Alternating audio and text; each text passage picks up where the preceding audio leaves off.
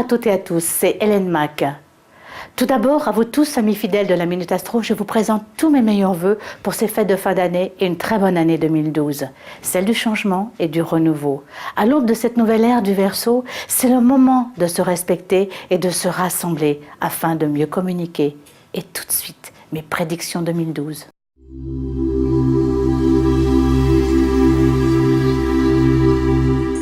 Bonjour et bienvenue dans cette édition spéciale de la Minute Astro, édition spéciale 2012 avec Hélène Mack. Hélène, bonjour. Bonjour David. Alors Hélène, es-tu prête à répondre à l'ensemble des questions des auditeurs de la Minute Astro sur cette année 2012 ? Eh bien, le fait que j'ai maintenant terminé d'écrire mon livre, comme on dit, je suis complètement disponible pour écouter et répondre à toutes les questions que, bien sûr, les spectateurs se posent. Alors justement, Hélène parle du livre, on en parlera tout à l'heure. Prédiction 2012, la révélation, c'est le livre événement justement de cette année 2012. Oui, tout à fait, David. Et en collaboration avec un numérologue, qui est Didier Dorian. Donc c'est un peu spécial, c'est un astro-numéro, la révélation 2012.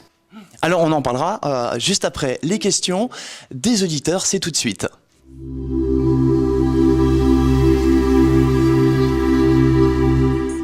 La Minute Astro spéciale prédiction 2012 avec Hélène Mack, c'est le grand moment des questions des auditeurs, Hélène.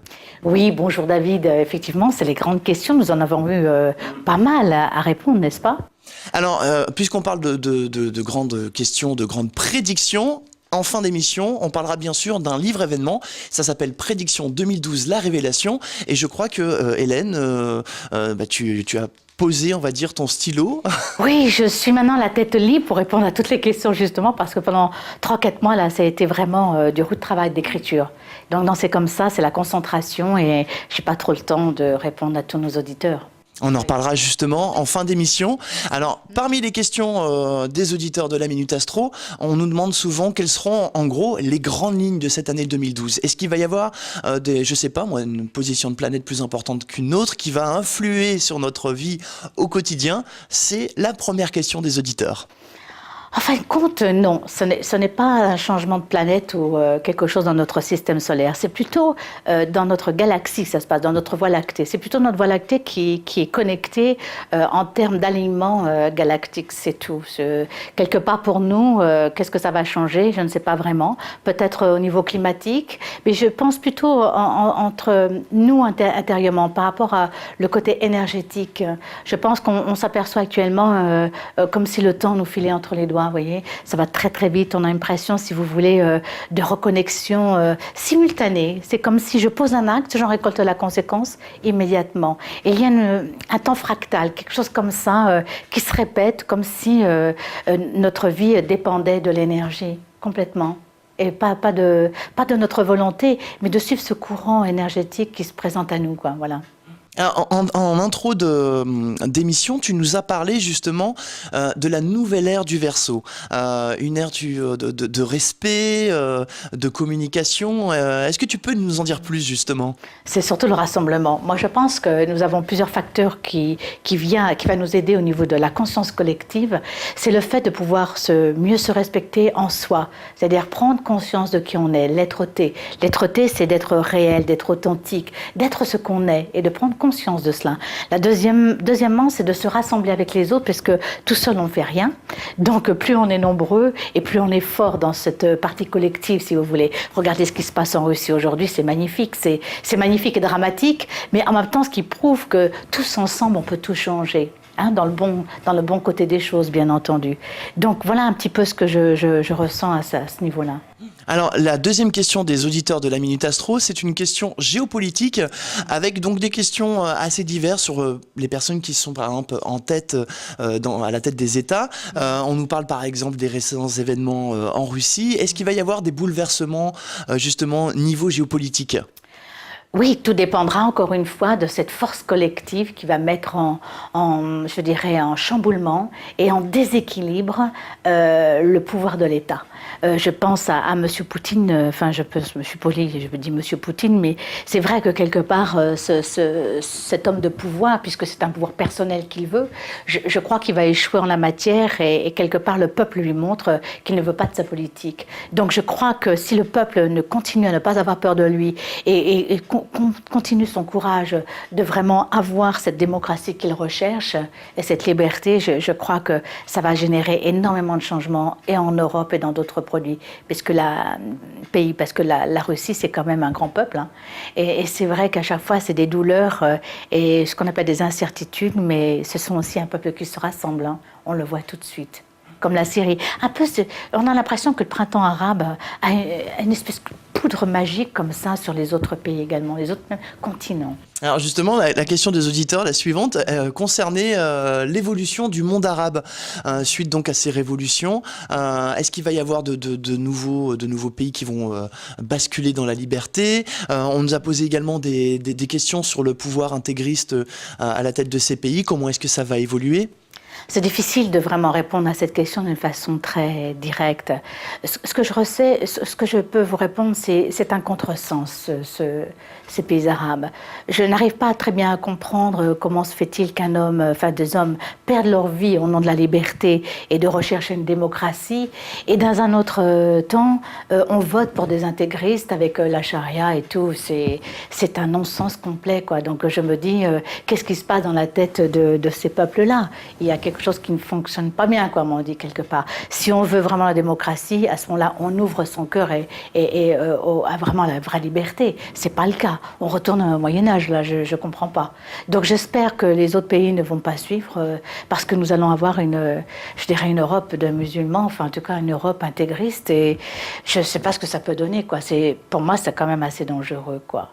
Ça correspond un peu à cette entrée, ce que je ressens en 2013 sur les prémices de l'entrée de Saturne en Scorpion pendant 3 ans. Le Scorpion, c'est quand même le signe des pays arabes, hein.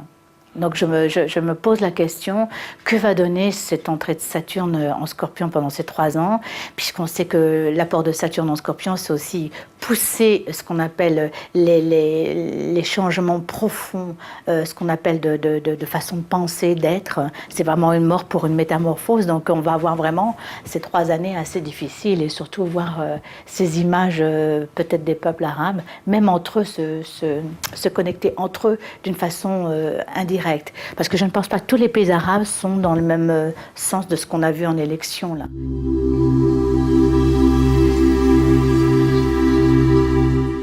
La Minute Astro, édition spéciale 2012 avec Hélène Mack. Alors Hélène, on vient de voir un instant donc l'évolution dans le monde arabe. On a vu donc de la géopolitique, les grandes tendances de l'année 2012, et une question que les auditeurs se posent souvent sur l'année 2012 concerne l'économie. Est-ce qu'on va avoir encore une fois une inflation de la base alimentaire? Qu'est-ce qui va se passer du côté de la santé? Donc là, on est plus dans un aspect franco-français, certes, mais même au niveau mondial, comment est-ce que ça va se passer au niveau économique? De toute façon, que pour moi, dans ce que je pense, c'est très personnel, hein, que je pense sur le plan économique, c'est-à-dire les denrées principales, que ce soit sur le plan de l'argent et tout ça pour moi, est manipulé par plusieurs États, si vous voulez, hein. C'est l'Europe ensemble, je dirais même c'est le monde ensemble. Quelque part, tout ça, c'est géré par quelques entreprises dans le monde, mais pas forcément par des chefs d'État et encore moins par les peuples.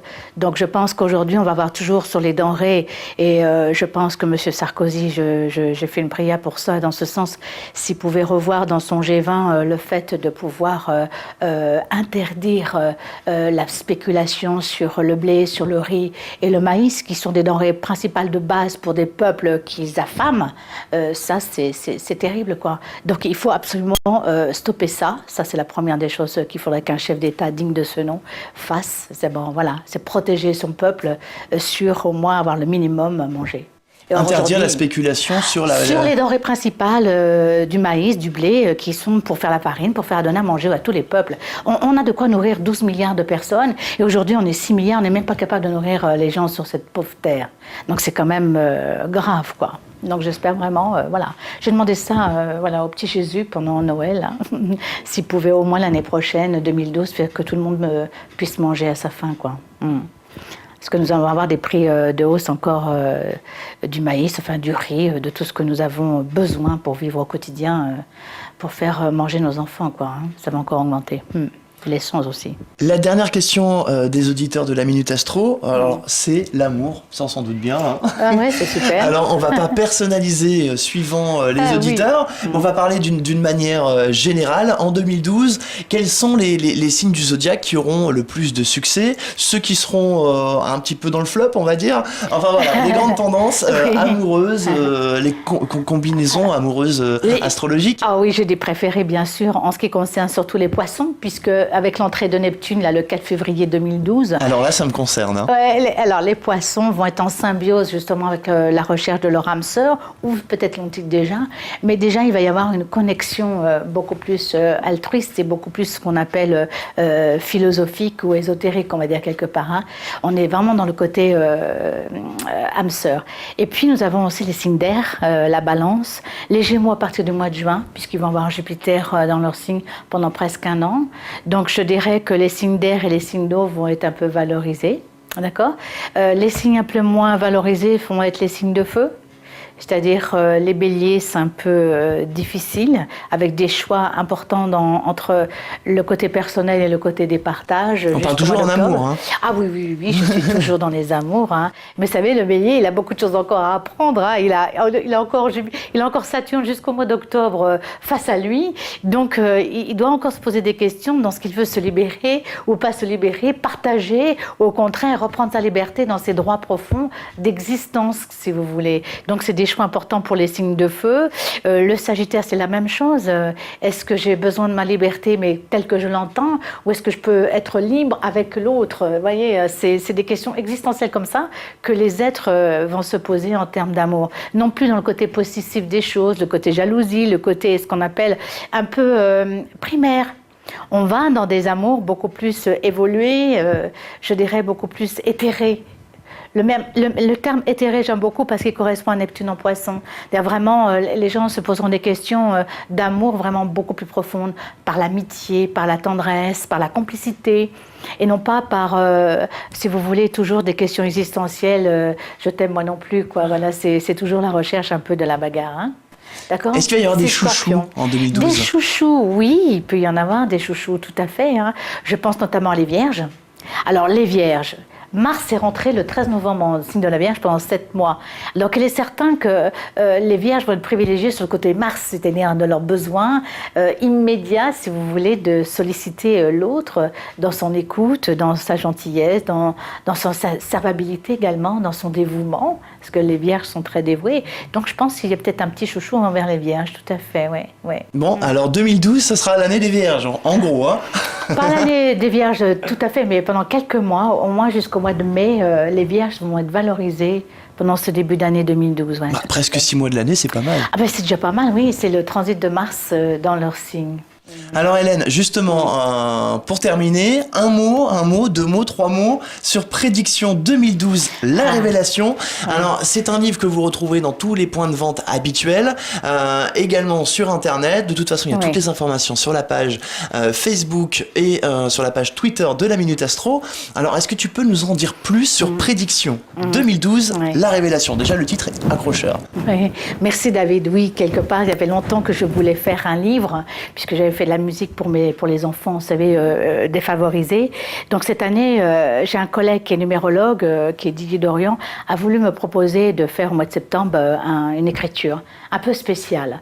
Donc en fin de compte, nous avons fait un zoom mondial, si vous voulez, sur la géopolitique, le climatique, les présidentielles, mais les présidentielles françaises et aussi internationales. Donc on parle de la Russie, mais on parle également des États-Unis, d'Israël et deux autres pays aussi, du Canada également. Donc nous avons fait un zoom un peu spécial sur le monde, avec également toutes les prévisions en numérologie. Ça c'était un peu spécial parce que je dois dire, oui, effectivement, par rapport au livre où on a l'habitude de voir fin d'année, début d'année, c'est toujours un peu la même thématique. Là, on part dans des sujets plus pointus, plus précis, mais en même temps, pour les lecteurs de la Minute Astro, c'est un véritable régal parce que justement, il y a la numérologie avec des petits conseils à l'intérieur. l'intérieur. Oui, c'est astro-numéro. En plus, c'est en couleur. Il y a des images en couleur. Et nous avons fait quelque chose de très spécial. C'est qu'au milieu du livre, il y a un cahier spécial Maya. Un calendrier Maya. Oui, c'est-à-dire les prophéties Maya. Pourquoi le calendrier Maya? Qu'est-ce que ça signifie? Avec le calendrier Tolkien et puis Ab. Donc, il donne des explications avec des images pour présenter un peu ce que c'est que le calendrier Maya. Donc, on l'a fait en couleur, comme les signes astrologiques, comme la numérologie également. Nous avons fait un zoom sur les découvertes, sur la numérique, bien sûr, l'ère numérique. On est en plein dans la numérologie. Et puis, sur également les people, sur tous les people, tout ce qui se passe dans le monde au niveau des people, en fonction des signes, de la numérologie. Et nous avons fait chaque chef d'État, en tout cas en géopolitique, le thème à la fois astrologique, pardon, avec par exemple Obama, Nicolas Sarkozy, Hollande. J'ai fait également Dimitri Medvedev et j'ai fait également Poutine, mais également le chef d'État du Brésil, je l'ai fait, Madame Dilma Rousseff, d'autres comme ça. Et en numérologie, Didier a fait le reste, d'autres chefs d'État canadiens, etc., dont Obama aussi et Nicolas Sarkozy, en numérologie. C'est justement l'intérêt du livre, c'est que c'est un duo. Oui. Donc on a toujours un aspect pour les lecteurs donc qui vont se procurer ce livre. L'aspect astrologie avec Hélène Mack. Voilà, la différence, c'est l'avis de l'astrologue et l'avis du numérologue. Voilà, Didier Dorian. Sans se consulter, puisqu'on se ressemblait bien après. Donc on a des divergences et en même temps on se rassemble sur certains plans. Mais en même temps, ça donne, voilà, on peut se donner sa propre opinion justement. Absolument. En regardant les deux vues, que ce soit les vues de l'astrologie ou les vues de la numérologie. Absolument, ouais. C'est deux domaines différents, mais qui peuvent se retrouver, si vous voulez, sur le plan de la psyché humaine, par exemple. C'est très intéressant. Ça m'a beaucoup passionnée également. Donc, prédiction 2012, la révélation, avec donc Hélène Mack et Didier Dorian, maintenant disponible. Et tu parles dedans justement de dématérialisation. Vous pouvez également télécharger ce livre directement depuis votre iPad, de votre téléphone portable, votre ordinateur, et également donc dans tous les points de vente habituels. Oui, alors c'est vrai qu'on a un peu tardé, mais il faut savoir, David, que nous avons tout fait tout seul. Tout seul, tout. L'édition, la commercialisation, nous avons tout fait. L'écriture, moi je suis spécialiste littéraire, donc j'ai fait beaucoup la mise en page, les corrections, etc. Ça nous a pris beaucoup de temps, beaucoup d'heures de sommeil en moins, mais nous sommes fiers d'avoir fait ce livre tout seul. Voilà. Il n'y a pas, justement, c'est ce qui sort de ce livre, on n'est pas dans un aspect uniquement marketing commercial, non. On est plus dans une envie, un moment, une opportunité, et on le fait. Ça a été des flashs, c'était vraiment une intuition, une révélation de dire des choses dans ce petit livre qui fait à peu près 265 pages quand même, hein, avec des photos et des instincts, si vous voulez, entre cette numérologie et cette astrologie dont tout le monde parle. Mais tout le monde fait souvent la cuisine dans ces deux choses, mais là, on a voulu faire quelque chose de plus profond. Alors, prédiction 2012 avec le calendrier Maya à l'intérieur, maintenant disponible avec Hélène Mack. Et puis je pense que il y aura des séances dédicaces un petit peu partout en France et on en parlera sur la page de la Minute Astro. On a prévu de faire une tournée les week-ends. On va faire, comme nous, Didier Dorian et moi, nous nous connaissons depuis plus de 10 ans et nous avons fait souvent des conférences astro-numéro. Et c'est là qu'on s'est vu qu'il y avait des divergences, mais qu'on se rejoignait sur un plan collectif. Et donc, nous avons décidé, dans ce livre, nous allons faire des conférences aussi bien dans le nord que dans l'est, parce qu'on a quand même des clients aussi un peu partout, dans le sud également. Et nous allons faire des conférences astro-numéro ensemble et surtout dédicacer notre livre à ceux qui voudront bien venir nous voir. Voilà, alors, sachant que ce livre est très peu cher, il est très cheap. Vous avez compris toutes les infos sur cette page. Hélène, merci d'avoir passé ces quelques instants avec nous sur la Minute Astro pour cette spéciale 2012. Oui, alors, qu'est-ce qu'on peut te souhaiter justement à toi pour cette année 2012 ?